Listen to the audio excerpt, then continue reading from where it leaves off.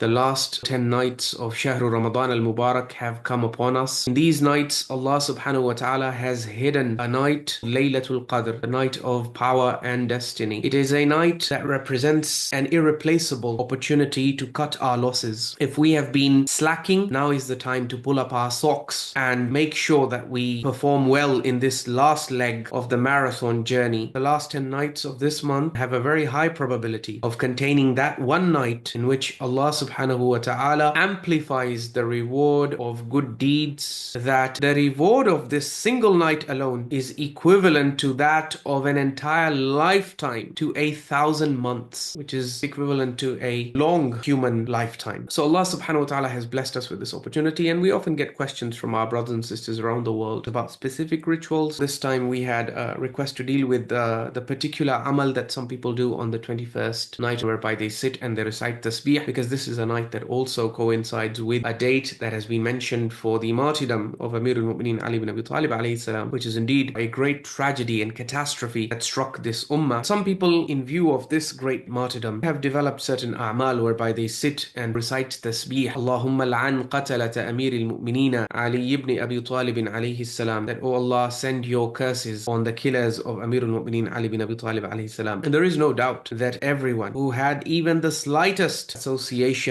for this unconscionable crime against Islam, against the Ahlul Bayt, there is no doubt that anyone who was associated with this receives the la'na of Allah. وَمَنْ يَقْتُلْ مُؤْمِنًا مُتَعَمِّدًا فَجَزَاؤُهُ جَهَنَّمُ خَالِدًا فِيهَا وَغَضِبَ اللَّهُ عَلَيْهِ وَلَعَنَهُ وَأَعَدَّ لَهُ عَذَابًا عَظِيمًا. Allah subhanahu wa ta'ala says, whosoever intentionally and deliberately kills a single believer, then his punishment is that he shall burn in the fire of hell forever. And on such a person will be the wrath and anger of Allah. وَلَعَنَهُ, and Allah will send down his la'na. And Allah has prepared a very great and grave punishment and penalty in the hereafter for every such person. So there is no doubt that when this is the punishment for one mu'min, for one believer, then imagine the penalty and the crime and the la'na of Allah that awaits the one who struck and fatally wounded Amirul Mu'mineen, the master and the commander-in-chief of all the believers. If the mention of anyone who has the blood of the Prophet's family on his hand, if their name is mentioned, we are not of those people who say, don't say la'natullahi alayh. No. Ibn Muljim, la'natullahi alayh. Yazid, la'natullah alayh. Even if it is mu'ayyan, if they have righteous blood, wala'anahullah. So there is no doubt that all those who are involved in this are mala'een. They receive la'na and curse of Allah subhanahu wa ta'ala. But the question then becomes, what people are doing today when they sit down on a night like the 21st night, which has the potential of being Laylatul Qadr, is sitting down and reciting Allahumma al'an qatalata Amirul Mu'mineen alayhi salam. Is this the best use of really precious and limited time that you have on a night like this? Well, I invite you to reflect upon the lifetime of the Prophet sallallahu alaihi wasallam, because Amirul Mu'mineen Ali bin Abi Talib alayhi salam is not the first Hashemite to have been struck for the sake of Allah subhanahu wa ta'ala. Before him, the Prophet's uncle, Sayyiduna Hamza ibn Abdul Muttalib, was martyred in the Battle of Uhud. He was the one designated by the Prophet as Sayyidu Shuhada. And similarly, Sayyiduna Ja'far bin Abi Talib, the brother of Amirul Mu'mineen, was martyred in the way of Allah fighting in the Battle of Mu'tah. Yet, do you have any authentic instance that says the Prophet would then gather people on the anniversary of that event and make them sit in one place and say, okay, ya Sahaba, take your tasbihs and let's start saying Allahumma al'an qatalata Ja'far ibn Abi Talibin wa Allahumma al'an qatalata Hamza ibn Abdul Muttalib. Did the Holy Prophet sallallahu alaihi wasallam ever engage in ritualized cursing like this? Did he ever treat this like an act of worship or an amal that you should do on a big night in order to come closer to Allah subhanahu wa ta'ala? No. The Prophet's lifetime has no trace of any such amal. So then the question becomes, why should we leave out things that have actually been reliably and authentically transmitted to us? Remember, Allah subhanahu wa ta'ala says in the Qur'an, لَقَدْ كَانَ لَكُمْ فِي رَسُولِ اللَّهِ أُسْوَةٌ حَسَنَةٌ لِمَنْ كَانَ يَرْجُو اللَّهَ وَالْيَوْمَ الْآخِرَةَ وَذَكَرَ اللَّهَ كَثِيرًا. Indeed, for you and for everyone who has hope in Allah and has a longing to meet Allah subhanahu wa ta'ala. And he also has a similar longing for the Day of Judgment. And the one who remembers Allah frequently and excessively. For all such people, لَقَدْ كَانَ لَكُمْ فِي رَسُولِ اللَّهِ أُسْوَةٌ حَسَنَةٌ. Allah says the best and most beautiful example is that of Rasulullah sallallahu alaihi wasallam. Look at his blessed life. Do you see him on any night or day of his life sitting down and teaching people that you take a tasbih and you recite Allahumma al'an fulan ibn fulan and Allahumma al'an for you do this ritualized cursing? Again, it's not to say that we are not against la'na, but the question is, on nights like this, which are so precious. Is this really the best activity? Or do we have things that are better than this? فَإِذَا بَقِيَ مِنْ شَهْرِ رَمَضَانَ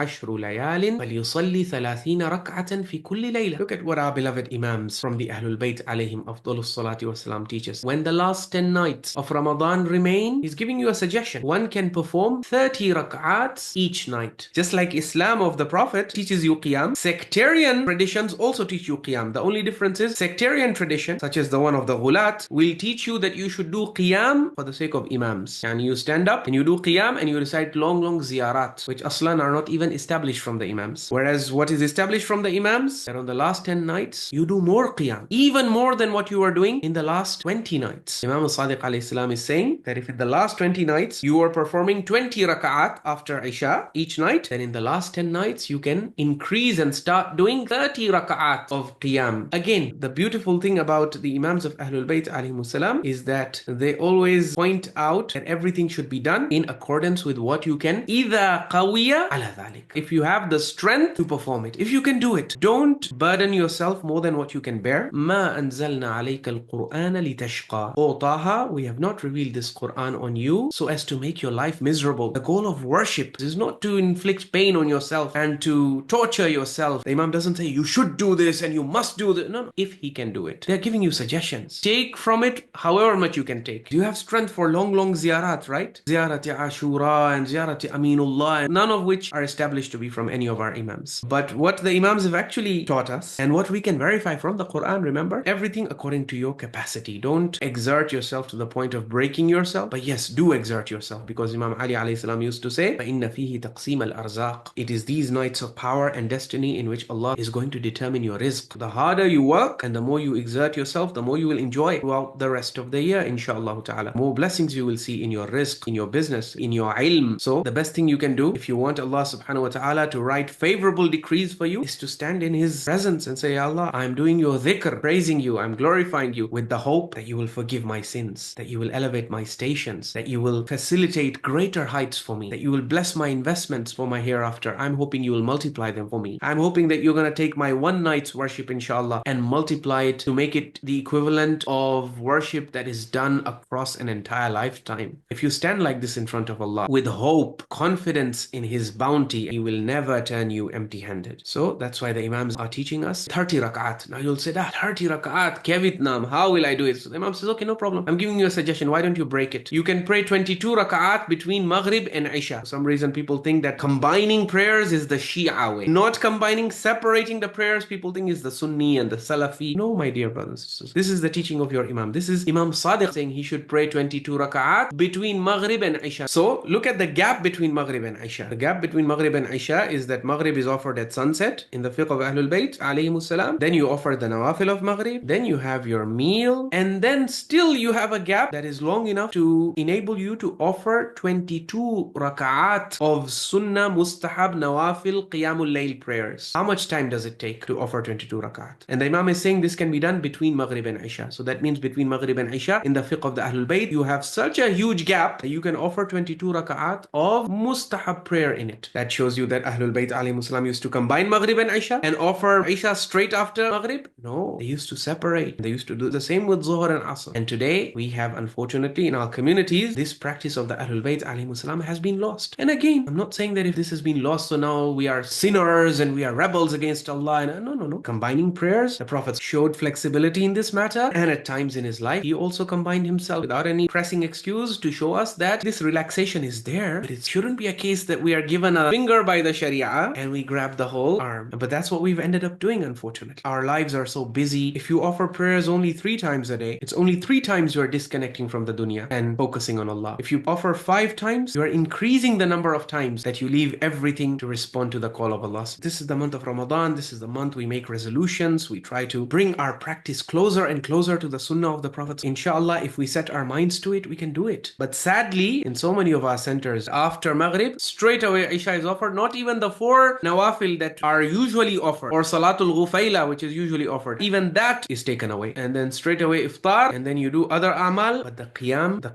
the Ahlul Bayt alayhim salam taught us, there is no space left for it then. Khair, if you could not offer them between Maghrib and Isha, no problem. You can offer them after Isha also. At the end of the day, something is better than nothing. And Allah subhanahu wa ta'ala is so merciful and generous. وَمَا تَفْعَلُ تَفْعَلُوا مِنْ خَيْرٍ فَإِنَّ اللَّهَ بِهِ عَلِيمٌ. That whatever good you do, then you should know that Allah is aware of it and Allah registers it. So the Imam continues, he says that after Isha you can offer 8 rak'at, okay? And then after that, in the last 1/3 of the night, you can recite your Salatul Layl. And then on the nights of the 21st and 23rd, if he's able, he can pray 100 rak'at in each of them. Again, the Imam says, if he's able. And then it is recommended. People ask, what Amaal should we do? It is recommended that he spends these nights in prayer, qiyam, in supplication, in dua, in tadarru'. Tadarru' is humble entreaty, whereby you completely humble yourself before Allah and you plead with Him. You beg Him like a beggar. Ud'u rabbakum tadarru'an wa khufiyatan. Allah says, when you call upon me, don't call upon me as if you are speaking to an equal. No, Allah subhanahu wa ta'ala is our master. He's our Lord. He's our sustainer. He's our God. So when you call upon your sustainer, do so tadarru'an. Do so with utmost humility. Humble yourself. Lower yourself. Cry like a baby. That also comes under tadarru'. To ask Allah subhanahu wa ta'ala in a state of grave and acute desperation. As if you are drowning. As if your life depends on it. This is how our Imams used to ask Allah subhanahu wa ta'ala. And so this is what we should be doing in these nights. The enemies of the Ahlul Bayt, the killers of the Ahlul Bayt, they are already receiving la'na of Allah. But your time is too precious to waste away on a'mal that were aslan never asked of you, nor taught by the Ahlul Bayt, and at the cost of missing out on things that the Ahlul Bayt alayhi salam actually taught you. And then the Imams say, for it is hoped that Laylatul Qadr would coincide with one of them. So the night of 21 and the night of 23rd, they have high probability and high likelihood, but these are not the only nights. If you look at the sunnah of the Prophet sallallahu alaihi wasallam, the Prophet said any of the last 10 nights. And then he further narrowed it down. But anyways, we cannot be definitively certain. Allah has hidden Laylatul Qadr, and the reason is that we should try increase our qiyam and try to keep vigil on as many of these nights as we can.